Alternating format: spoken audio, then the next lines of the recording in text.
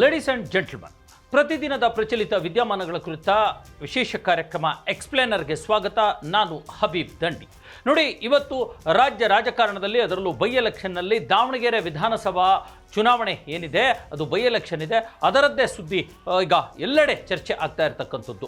ನಿನ್ನೆ ಅಷ್ಟೇ ದೊಡ್ಡ ಮಟ್ಟದಲ್ಲಿ ಕರ್ನಾಟಕ ರಾಜ್ಯ ಸರ್ಕಾರದ ಕಾಂಗ್ರೆಸ್ ಪಕ್ಷದ ಇಬ್ಬರು ಶಾಸಕರು, ಒಬ್ಬರು MLA, ಒಬ್ಬರು MLC, ರಿಜ್ವಾನ್ ಅರ್ಷದ್, ಶಿವಾಜಿನಗರದ ಶಾಸಕ ರಿಜ್ವಾನ್ ಅರ್ಷದ್ ಮತ್ತು MLC ಆಗಿರ್ತಕ್ಕಂಥ ಮತ್ತು ದಾವಣಗೆರೆ ಪಕ್ಕದ್ದೇ ಹಾವೇರಿಯ ಕಾಂಗ್ರೆಸ್ ನಾಯಕ ಕೂಡ ಆಗಿರ್ತಕ್ಕಂಥ ಸಲೀಂ ಅಹಮದ್ ಬಂದ್ಬಿಟ್ಟು ದಾವಣಗೆರೆ ದಕ್ಷಿಣ ಕ್ಷೇತ್ರದಲ್ಲಿ ಬಂಡಾಯ ಎದ್ದಿರ್ತಕ್ಕಂಥ ಸಾದಿಕ್ ಪೈಲ್ವಾನ್ ಮನವೊಲಿಸೋದಕ್ಕೆ ಟ್ರೈ ಮಾಡಿದ್ರು. ಆದರೆ ಅದು ಯಾವುದೇ ಪ್ರತಿಫಲವನ್ನ ಕೊಡಲಿಲ್ಲ. ಸುತಾರಾಮ್ ತಾವು ಏನು ತಮ್ಮ ನಾಮಿನೇಷನ್ ವಾಪಸ್ ಪಡ್ಕೊಳ್ಳಿಕ್ಕೆ ಸಾದಿಕ್ ಪೈಲ್ವಾನ್ ಒಪ್ಕೊಳ್ಳೋದಿಲ್ಲ, ನಾನು ಕಂಟೆಸ್ಟ್ ಮಾಡಿಯೇ ಸರಿ ಅನ್ನುವಂಥ ಒಂದು ಮಾತನ್ನು ಹೇಳಿಬಿಟ್ಟಿದ್ದಾರೆ. ಹಾಗಾದರೆ ಯಾಕೆ ಈ ತರಹದ ಒಂದು ತೀರ್ಮಾನಕ್ಕೆ ಬಂದರು, ಅದಕ್ಕೆ ಕಾರಣ ಏನು, ಮತ್ತೆ ಅದಕ್ಕೆ ಇರ್ತಕ್ಕಂಥ ಪರಿಹಾರಗಳೇನು, ಈ ಕುರಿತಂತೆ ನಾನು ನಿಮಗೆ ಹೇಳ್ತಾ ಇದ್ದೀನಿ. ನೀವು ನೋಡ್ತಾ ಇದ್ದೀರಾ ನೆಲ ಜಲ ಭಾಷೆಗಾಗಿ ಪ್ರಾಮಾಣಿಕ ಪತ್ರಿಕೋದ್ಯಮ, ಇದು ಫೋಕಸ್ ಟಿವಿ. ನಾನು ರಣರಂಗ ಬಯಲಲ್ಲಿ ಇರ್ತಾನೆ, ಚುನಾವಣೆ ಮಾಡ್ತಾನೆ.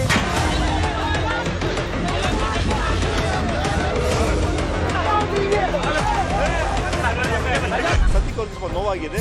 ಅವ್ರಿಗೆ ನೋವು ಆಗಿರೋದು ಅಂತೂ ನಿಜ. ಅವರಿಗೆ ಸರಿ ಮಾಡುವಂತಹ ಪ್ರಾಮಾಣಿಕ ಪ್ರಯತ್ನ ಮಾಡ್ತೀವಿ.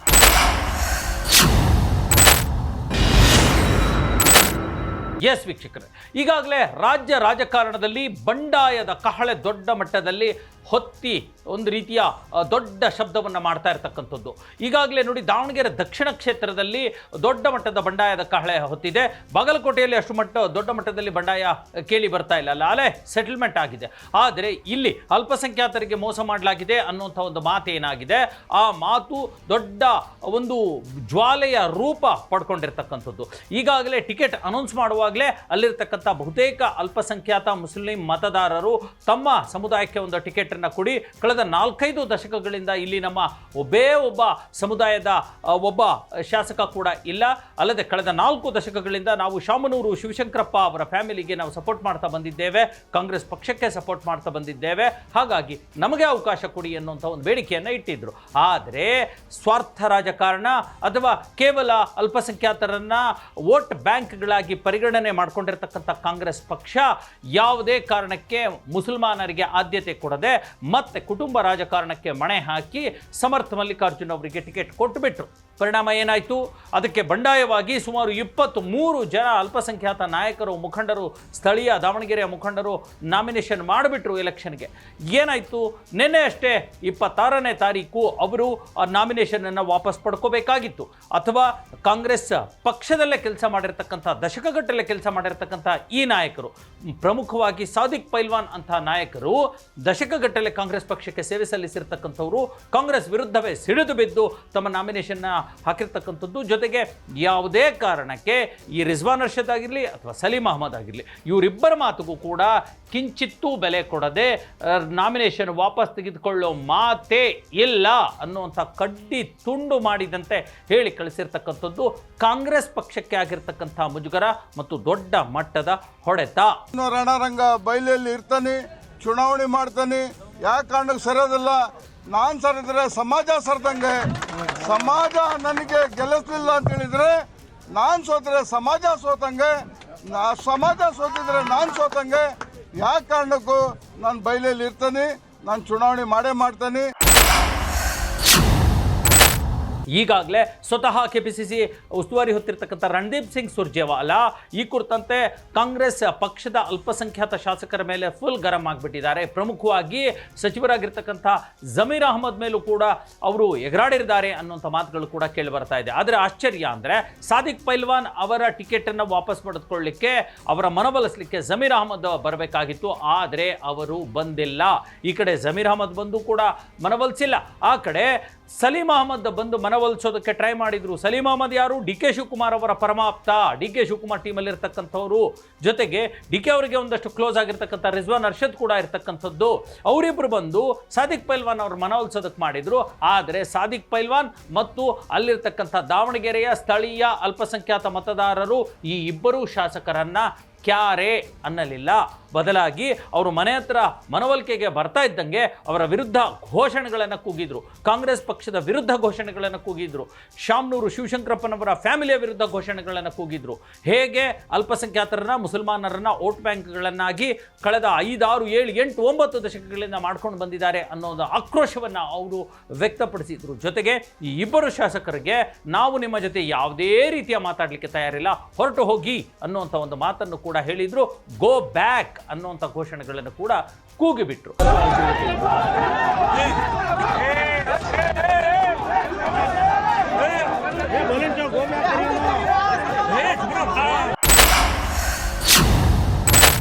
ಹಾಗೂ ಹೀಗೂ ಮನವೊಲಿಸಿ ಸಾದಿಕ್ ಪೈಲ್ವಾನ್ ಜೊತೆ ಮಾತುಕತೆ ಆಡಿರ್ತಕ್ಕಂಥ ಇಬ್ಬರು ಶಾಸಕರಿಗೂ ಬಂದ ಉತ್ತರ ಏನೇನು ಉಪಯೋಗ ಇಲ್ಲದೆ ಇರತಕ್ಕಂಥದ್ದು.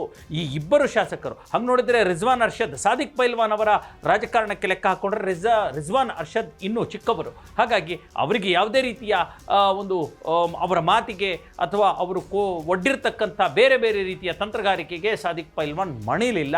ಅಲ್ಲಿ ಗಟ್ಟಿಯಾಗಿ ನಿಂತು ಬಿಟ್ಟಿದ್ದಾರೆ ಅಲ್ಪಸಂಖ್ಯಾತ ಮತದಾರರು.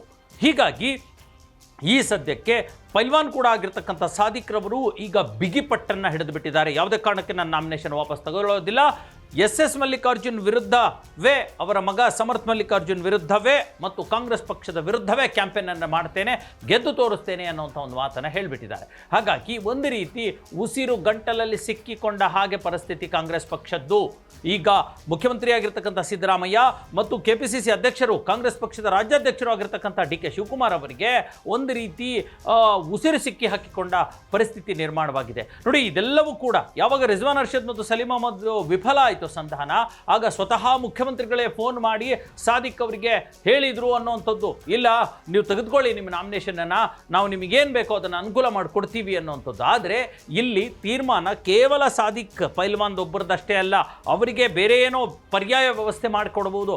ಆದರೆ ಮುಸ್ಲಿಂ ಮತದಾರರನ್ನು ಕೋಟ್ಯಾಂತರ ಲಕ್ಷಾಂತರ ಇರ್ತಕ್ಕಂಥ ರಾಜ್ಯಾದ್ಯಂತ, ಕೇವಲ ಕರ್ನಾಟಕ ಅಷ್ಟೇ ಅಲ್ಲ ಇಡೀ ಭಾರತದಲ್ಲೂ ಕೂಡ ಮುಸ್ಲಿಂ ಮತದಾರರನ್ನು ಕಾಂಗ್ರೆಸ್ ಪಕ್ಷ ವೋಟ್ ಬ್ಯಾಂಕ್ ಆಗಿ ಯೂಸ್ ಮಾಡ್ಕೊಂಡು ಬಂದು ಇವತ್ತು ಕಾಲ ಕಸದಂತೆ ಎಡಗಾಲಲ್ಲಿ ಒದ್ದು ಕಾಲ ಪಾದರಕ್ಷೆಯಂತೆ ಬಿಸಾಕಿದೆಯಲ್ಲ, ಈ ಒಂದು ಮನೋವೃತ್ತಿಗೆ, ಈ ನಿರ್ಲಕ್ಷ್ಯಕ್ಕೆ ಏನು ಪರ್ಯಾಯ ವ್ಯವಸ್ಥೆ ಮಾಡ್ತೀರಿ ಅನ್ನೋಂಥ ಪ್ರಶ್ನೆ ಇವತ್ತು ಮುಸಲ್ಮಾನ್ ಮತದಾರರು ಕೇಳ್ತಾ ಇದ್ದಾರೆ. ಹಾಗಾಗಿ ಈಗ ದೊಡ್ಡ ಮಟ್ಟದ ಒಂದು ರೀತಿಯ ದಾವಣಗೆರೆಯಲ್ಲಿ ದಕ್ಷಿಣ ವಿಧಾನಸಭಾ ಕ್ಷೇತ್ರದಲ್ಲಿ ರಾಜಕೀಯದ ಹಗ್ಗ ಜಗ್ಗಾಟ ಶುರುವಾಗಿದೆ. ಈಗಿರ್ತಕ್ಕಂಥ ಎರಡೇ ಆಪ್ಷನ್ನು, ನಿನ್ನೆ ಅಷ್ಟೇ 5 ಗಂಟೆ ಒಳಗೆ ಅವರು ನಾಮಿನೇಷನ್ ವಾಪಸ್ ಪಡ್ಕೋಬೇಕಾಗಿತ್ತು, ಆದರೆ ಪಡ್ಕೊಂಡಿಲ್ಲ.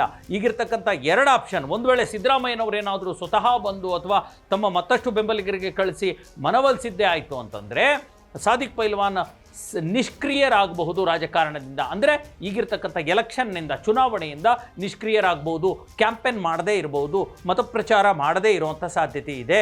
ಅಥವಾ ನಾನು ಇದನ್ನು ಈ ರಾಜಕಾರಣ ಆದಮೇಲೆ ಈ ಸ್ಪರ್ಧೆಯಿಂದ ಹಿಂದೆ ಸರಿತೀನಿ ಅನ್ನುವಂಥ ಒಂದು ಮಾತನ್ನು ಕೂಡ ಚುನಾವಣಾ ಆಯೋಗಕ್ಕೆ ಹೇಳುವಂಥ ಸಾಧ್ಯತೆಗಳು ಇರ್ತಕ್ಕಂಥದ್ದು ಅಲ್ವಾ, ಗೊತ್ತಿಲ್ಲ. ಕಾಂಗ್ರೆಸ್ ಇರ್ತಕ್ಕಂಥ ರಾಜ್ಯ ಕಾಂಗ್ರೆಸ್ ಯಾವ ರೀತಿ ಅವರ ಮನವೊಲಿಸುತ್ತೆ ಮತ್ತು ಹೇಗೆ ಅವರು ಮನವೊಲಿತಾರೆ ಅಂತ. ಇಲ್ಲಿ ಇನ್ನೊಂದು ಪ್ರಾಬ್ಲಮ್ ಕೂಡ ಇದೆ ನೋಡಿ, 23 ಜನ ನಾಮಿನೇಷನ್ ಮಾಡಿರ್ತಕ್ಕಂಥದ್ದು ಕಾಂಗ್ರೆಸ್ ಪಕ್ಷದ ವಿರುದ್ಧ. ಇಲ್ಲಿ ಸಾದಿಕ್ ಪೈಲ್ವಾನ್ ಒಬ್ಬರು ತೆಗೆದುಕೊಂಡ್ರೆ ಇನ್ನುಳಿದಿರ್ತಕ್ಕಂಥ 22 ಜನರ ಕಥೆ ಏನು ಗೊತ್ತಿಲ್ಲ, ಅವರನ್ನು ಮನವೊಲಿಸಬೇಕಾಗುತ್ತೆ. ಜೊತೆಗೆ ಈ 21, 22 ಜನ, 23 ಜನ ತಗೊಂಡ್ರು ಅಂತ ಅನಿಸಿದ್ರು ಕೂಡ ಇಡೀ ಮುಸಲ್ಮಾನ್ ಸಮುದಾಯದ ಒಂದು ಆಕ್ರೋಶ ಇದೆಯಲ್ಲ ಕಾಂಗ್ರೆಸ್ ಪಕ್ಷದ ವಿರುದ್ಧ, ಶಾಮನೂರ್ ಫ್ಯಾಮಿಲಿ ವಿರುದ್ಧ. ಬರೀ ಅವ್ರ ಕುಟುಂಬ ರಾಜಕಾರಣಕ್ಕೆ ಟಿಕೆಟ್ ಸಿಗಬೇಕಾ, ನಾವೆಲ್ಲ ಬರೀ ವೋಟ್ ಹಾಕೋರು ಹೆಬ್ಬೆಟ್ಟೋ ಥರ ಆಗಬೇಕಾ ಅನ್ನೋಂಥ ಆಕ್ರೋಶ ಇದೆಯಲ್ಲ, ಆ ಆಕ್ರೋಶಕ್ಕೆ ಮತದಾರರನ್ನು ಹೇಗೆ ಕನ್ವಿನ್ಸ್ ಮಾಡ್ತೀರಿ, ಅವರಿಗೆ ಯಾವ ಪರ್ಯಾಯ ಪ್ರಯತ್ನ, ಪರ್ಯಾಯ ಅವಕಾಶವನ್ನು ಮಾಡ್ತೀರಿ ಅನ್ನುವಂಥದ್ದು ಕೂಡ ಪ್ರಶ್ನೆಯಾಗಿದೆ. ಇದು ಕಾಂಗ್ರೆಸ್ ಪಕ್ಷಕ್ಕೆ ಆಗಬೇಕಾಗಿತ್ತಾ, ಕಾಂಗ್ರೆಸ್ ಪಕ್ಷದ ನಿರ್ಲಕ್ಷ್ಯಕ್ಕೆ ಆಗಬೇಕಾಗಿತ್ತಾ, ಕಾಂಗ್ರೆಸ್ ಪಕ್ಷದ ಕುಟುಂಬ ರಾಜಕಾರಣಕ್ಕೆ ನೆಹರುವಿಂದ ಹಿಡಿದು ಇವತ್ತು ಸಮರ್ಥ್ ಮಲ್ಲಿಕಾರ್ಜುನ್ವರೆಗೂ ನಿಮಗೆ ನೂರಾರು ಹೆಸರುಗಳು ಬರ್ತವೆ. ಈ ಥರದ ಕುಟುಂಬ ರಾಜಕಾರಣಕ್ಕೆ ಮಣೆ ಹಾಕ್ತಾ ಇರತಕ್ಕಂಥ ಕಾಂಗ್ರೆಸ್ ಪಕ್ಷಕ್ಕೆ ಆಗಬೇಕಾಗಿರ್ತಾ? ಅಶಿಸ್ತು, ಕಾಂಗ್ರೆಸ್ ಪಕ್ಷದ ಒಳಗಡೆ ಇರತಕ್ಕಂಥ ಅಶಿಸ್ತು ಮತ್ತು ವೋಟ್ ಬ್ಯಾಂಕನ್ನು ನಿರ್ಲಕ್ಷ್ಯವಾಗಿ ಇಟ್ಕೊಂಡಿರ್ತಕ್ಕಂಥದ್ದು. ಇವರೇನ್ರಿ ಬಿಟ್ಟರೆ ಎಲ್ಲೋಗ್ತಾರೆ, BJPಗೆ ವೋಟ್ ಹಾಕಲ್ಲ ಇವರು, JDS ಅಸ್ತಿತ್ವದಲ್ಲಿಲ್ಲ, ಹಾಗಾಗಿ ನಮಗೆ ಹಾಕ್ತಾರೆ ಅನ್ನೋವಂಥ ಒಂದು ದುರಹಂಕಾರ ಇದೆಯಲ್ಲ, ಆ ದುರಹಂಕಾರಕ್ಕೂ ಕೂಡ ಪೆಟ್ಟು ಬೀಳೋ ದಿನ ದೂರ ಇಲ್ಲ ಮತ್ತು ಪಾಠ ಕಲಿಸೋ ದಿನ ಕೂಡ ದೂರ ಇಲ್ಲ. ನಮ್ಮ ಮೈನಾರಿಟಿ ಲೀಡರ್ಗೆ ಸುರ್ಜೇವಾಲ ಅವರು ಕಡೆ ಕಾಣಿಸಿದ್ದಕ್ಕೆ ನಾನು ಬಂಡಾಯ ಅಭ್ಯರ್ಥಿ, ನನ್ನ ಸಮಾಜನ ನಿಲ್ಲಿಸಿದೆ. ಉತ್ತರದಲ್ಲಿ ಇರ್ತಕ್ಕಂಥ ಎಲ್ಲ ಮತದಾರರು ನನಗೆ ಫೋನ್ ಮಾಡಿ ಮನೆಗೆ ಬಂದು ನನ್ನ ನಿಲ್ಲಿಸಿದ್ದಾರೆ. ನಾನು ಸಾರ್ವಜನಿಕರು ಕೆಲಸ ಮಾಡೋಕ್ಕೆ ನಾನು ಶಕ್ತಿವಂತನೇ, ನನಗೆ ದೇವರು ಬುದ್ಧಿ ಕೊಟ್ಟಿದ್ದಾನೆ. ಎಸ್ ವೀಕ್ಷಕರೇ, ಇದಾಗಿತ್ತು ಇವತ್ತಿನ ಎಕ್ಸ್ಪ್ಲೇನರ್. ಮುಂದಿನ ಮತ್ತೊಂದು ವಿಚಾರದೊಂದಿಗೆ ಮತ್ತೆ ಬರ್ತೀನಿ. ಅಲ್ಲಿವರೆಗೂ ನೋಡ್ತಾ ಇರಿ ಫೋಕಸ್ ಟಿವಿ.